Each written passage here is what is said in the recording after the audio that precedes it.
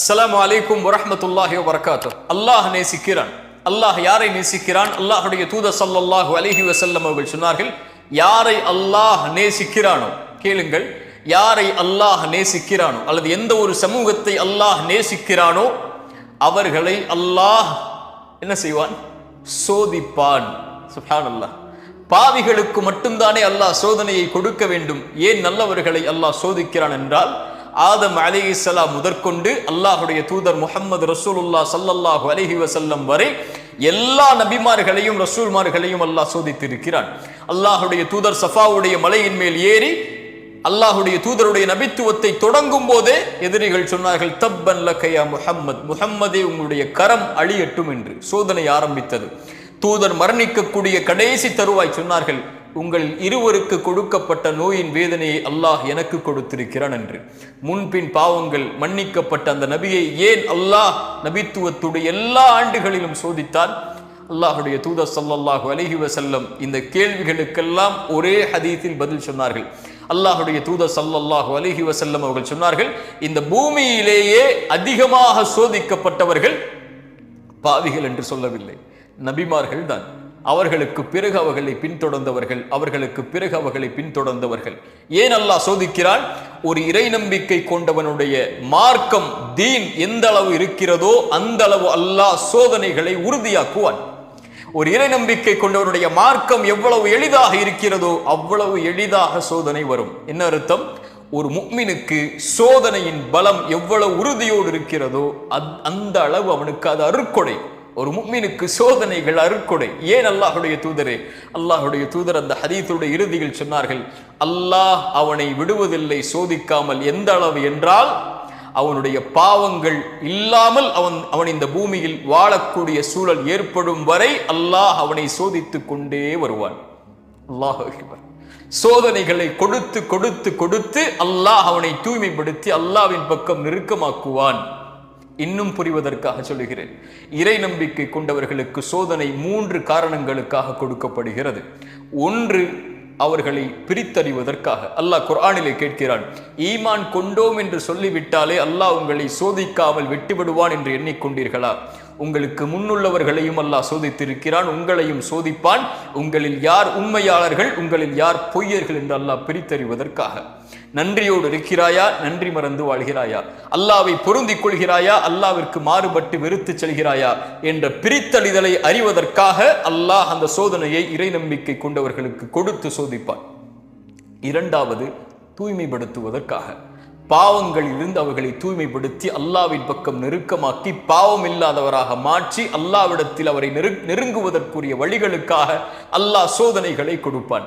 அல்லாஹுடைய தூதர் ஸல்லல்லாஹு அலைஹி வஸல்லம் சொன்னார்கள், இறை நம்பிக்கை கொண்டவனுக்கு அல்லாஹ் வாழ்வாதாரத்தை தடுக்கிறான் என்றால் அவன் செய்யக்கூடிய பாவங்களின் காரணமாகத்தான் என்று. அல்லாஹு அக்பர். அல்லாஹுடைய தூதரை அல்லாஹ் சோதித்தான். உஹதுடைய களத்தில் முகமெல்லாம் இரத்தமானது, பல் உடைக்கப்பட்டது. ஏன்? தூதர் 50 கூடிய அம்புகளை எரியக்கூடிய தோழர்களுக்கு ஒரு மலையின் மேல் ஏறுமாறு கட்டளையிட்டார்கள். போர் தொடங்க போகிறது. நீங்கள் நான் சொல்லும் வரை அல்லது இந்த போர் முடியும் வரை, நான் கட்டளையிடும் வரை எங்களுடைய பிணங்களை கழுகுகள் கொத்துவதை பார்த்தாலும் சரி, கீழே இறங்கி வரக்கூடாது. ஆனால் எதிரிகள் ஓடுவதை பார்த்த அந்த தோழர்கள் போர் முடிந்து விட்டது என்று தங்களுக்குள் கலந்தாய்வு செய்து கீழே இறங்குகிறார்கள், தூதருடைய கட்டளையை மீறி. அல்லாஹ் சொல்கிறான் அந்த தோழர்களை பார்த்து குர்ஆனிலே, உங்களில் உலகத்தை விரும்பியவர்களும் இருந்தீர்கள், மறுமையை விரும்பியவர்களும் இருந்தீர்கள். அல்லாஹ்வுடைய கட்டளையை உலகத்திற்காக நீங்கள் விட்டீர்கள். அல்லாஹ் உங்களை தோற்கடித்தான். லியப்தலியக்கும், சுப்ஹானல்லாஹ், உங்களை அல்லாஹ் சோதிப்பதற்காக. ஏன் இந்த சோதனை? உங்களுடைய பாவங்களின் காரணமாக. ஆனால் அல்லாஹ் மன்னித்தான், முஃமின்களை அல்லாஹ் உயர்த்துவான். அலி இப்னு அபி தாலிப் ரலியல்லாஹு அன்ஹு அவர்கள் அதனால் தான் சொன்னார்கள், அல்லாஹ் ஒரு முஃமினுக்கு எந்த ஒரு சோதனையும் கொடுப்பதில்லை பாவங்களின் காரணமாக. எப்படி அந்த சோதனையிலிருந்து விடுதலை கிடைக்கும்? அதே வார்த்தையில் சொன்னார்கள், அல்லாஹ் எந்த ஒரு முஃமினுடைய சோதனையும் நீக்குவதில்லை தௌபா இல்லாமல், அல்லாஹ்விடத்திலே திரும்பி வராமல். உஹதில் அல்லாஹ் சோதித்தான். அதற்கு பிறகு அல்லாஹ் ரப்புல் ஆலமீன் அவர்களுக்கு வெற்றி அளித்தான். அல்லாஹ் சோதிப்பான் பாவங்களின் காரணமாக. பாவங்கள் தான் சோதிப்பதற்கு மிகப்பெரிய அடித்தளமாக இருக்கும். அல்லாஹ் குர்ஆனிலே சொல்கிறான், வமன் நஅரத அன் ذிக்ரி ஃபஇன்ன லஹு மஈஷத்துன் தன்கா.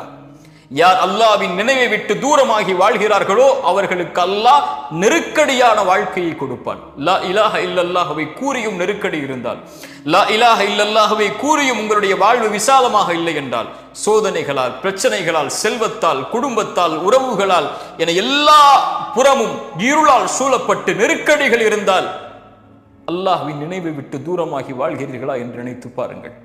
தொழுகையில் உங்களுடைய நிலைப்பாடு என்ன? அல்லாஹ்வை அஞ்சுவதில் உங்களுடைய நிலைப்பாடுகள் என்ன? பாவங்களை விட்டு விலகுவதில் உங்களுடைய நிலைப்பாடுகள் என்ன? அல்லாஹ்வை மறந்து வாழ்ந்து கொண்டிருந்தால் அல்லாஹ் நெருக்கடியான வாழ்க்கையை தான் கொடுப்பான். பதறி விடுவீர்கள் பாவங்களை கண்டால், பதறி விடுவீர்கள் அல்லாஹ் சோதித்தால், குழம்பி விடுவீர்கள் எங்கே செல்வது என்று தெரியாமல். இறை நம்பிக்கை கொண்டவராக இருந்தாலும் சோதிக்கப்பட்டால் மரணத்தை விரும்ப ஆரம்பித்து விடுவீர்கள், மரணத்தை நோக்கி செல்ல ஆரம்பித்து விடுவீர்கள். அல்லாஹ்வின் நினைவில்லாமல் இருந்தால் அல்லாஹ் சோதிப்பான், சுத்தப்படுத்துவான், நெருக்கமாக்குவான். மூன்றாவது அல்லாஹ் சோதிப்பதுடைய அடிப்படை அல்லாஹ் அந்தஸ்துகளை உயர்த்துவதற்காக. தூதர் முன்பின் பாவங்கள் மன்னிக்கப்பட்டவர்கள், ஆனால் அல்லாஹ் அவர்களை ஆரம்பம் முதல் இறுதி வரை சோதித்தான், மரணம் வரை சோதித்தான். ஏன்? அவர்களுடைய அந்தஸ்தை அல்லாஹ் உயர்த்துவதற்காக. சோதனைகளை கொடுத்து கொடுத்து கொடுத்து ஒரு முஃமினை அல்லாஹ் பலப்படுத்தி பொறுமையின் கூலியை கொடுத்து, பொருத்தத்தின் கூலியை கொடுத்து அல்லாஹ் அவனை நெருக்கமாக்கி கொண்டே வருவான், அந்தஸ்துகளை உயர்த்தி கொண்டே வருவான். அந்த அந்தஸ்தை அல்லாஹ் ரப்புல் ஆலமீன் நாளை மறுமையில் வெளிப்படுத்துவான். அவர்களுக்கு இந்த சோதனைகளை மறுமையில் இருந்து பார்க்கும் போது அவர்களுக்கு அதுவெல்லாம் ஒன்றும் தெரியாமல் ஆகிவிடும். சொர்க்கத்தை அல்லாஹ் ஒரு மனிதனுக்கு ஒரு முறை காட்டுவான். அவன் வாழ்நாள் முழுக்க சோதிக்கப்பட்டவன். சொர்க்கத்தை ஒரு முறை பார்த்தவன் அல்லாஹ் கேட்பான், உலகத்தில் ஏதாவது நீ சோதிக்கப்பட்டாயா என்று. அவன் சொல்லுவான், யா அல்லாஹ், உலகத்தில் நான் எந்த ஒரு சோதனையும் பார்க்கவில்லை என்று. அதை விட பெரிய அந்தஸ்து என்ன இருக்க போகிறது? அல்லாஹ் ரப்புல் ஆலமீன் இந்த மூன்றின் காரணமாகத்தான் இறை நம்பிக்கை கொண்டவர்களை சோதிப்பான். ஏன்? இறை நம்பிக்கை கொண்டவர்களை அல்லாஹ் விரும்புகிறான். விரும்பினால் சோதித்த அல்லாஹ் அவர்களை நெருக்கமாக்கி கொண்டே வருவான். அல்லாஹுடைய தூதர் ஸல்லல்லாஹு அலைஹி வஸல்லம் ஒரு ஹதீஸில் சொன்னார்கள், அல்லாஹ் இறை நம்பிக்கை கொண்டவனுடைய எந்த ஒரு நன்மையையும் அல்லாஹ் வீணாக்குவதில்லை, அல்லாஹ் குறைப்பதில்லை. அவனுக்கு இந்த உலகிலும் நலவை அல்லாஹ் கொடுத்து விடுவான், மறுமையிலும் அல்லாஹ் கூலியை கொடுத்து விடுவான். அல்லாஹு அக்பர்.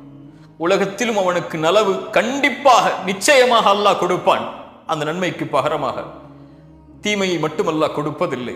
அதுபோல் அல்லாஹ் மறுமையில் கூலியையும் கொடுத்து விடுவான். ஆனால் இறை மறுப்பாளராக வாழக்கூடிய காஃபிருக்கு அல்லாஹ் உணவளிக்கிறான், தண்ணீர் கொடுக்கிறான். அவர்கள் மாறு செய்தாலும் என்றால் அவர்களும் இந்த உலகத்திலே நலவு செய்கிறார்கள், அதனுடைய கூலியை அல்லாஹ் கொடுத்து முடித்து விடுவான். மறுமையில் அவர்களுக்கு கொடுப்பதற்கு கூலி இருக்காது. ஆனால் ஒரு முஃமினுக்கு மறுமையில் கூலி கொடுப்பதற்கு ஒரு வார்த்தை போதும், லா இலாஹ இல்லல்லாஹ். அல்லாஹ் ரப்புல் ஆலமீன் அதனால் தான் சொன்னால், உலகமளவு பாவங்களை சுமந்து நீ மறுமையில் வந்தாலும் லா இலாஹ இல்லல்லாஹ் என்ற வார்த்தை மட்டும் தூய்மையோடு இருந்தால் நீ சுமந்து வந்த உலகமளவு பாவங்களுக்கு நன்மையை தருகிறேன், நான் எதையும் பொருட்படுத்த மாட்டேன். ஒரு முஃமினுடைய கண்ணியம் அல்லாஹ்விடத்திலே அவ்வளவு மேலானது. லா இலாஹ இல்லல்லாஹ்வின் வார்த்தையின் கண்ணியம் அல்லாஹ்விடத்திலே அவ்வளவு உயர்ந்தது. அதனால் தான் அல்லாஹுடைய தூதர் ஸல்லல்லாஹு அலைஹி வஸல்லம் அவர்கள் சொன்னார்கள், யாரை அல்லாஹ் நேசிக்கிறானோ அவர்களை அல்லாஹ் சோதிப்பான், அல்லாஹ் சோதிப்பான். பொருந்திக் கொள்பவர்களை அல்லாஹ் பொருந்திக் கொள்வான். அல்லாஹ் ரப்புல் ஆலமீன் எம் சோதனைகளில் எம்மை உறுதிப்படுத்தட்டும். அல்லாஹ் எம்மை சோதிப்பதன் மூலமாக எம்மை அவனிடத்தில் நெருக்கமாக்கி அல்லாஹ் எம்மை நேசிக்கட்டும். அஸ்ஸலாமு அலைக்கும் வரஹ்மத்துல்லாஹி வபரகாத்துஹு.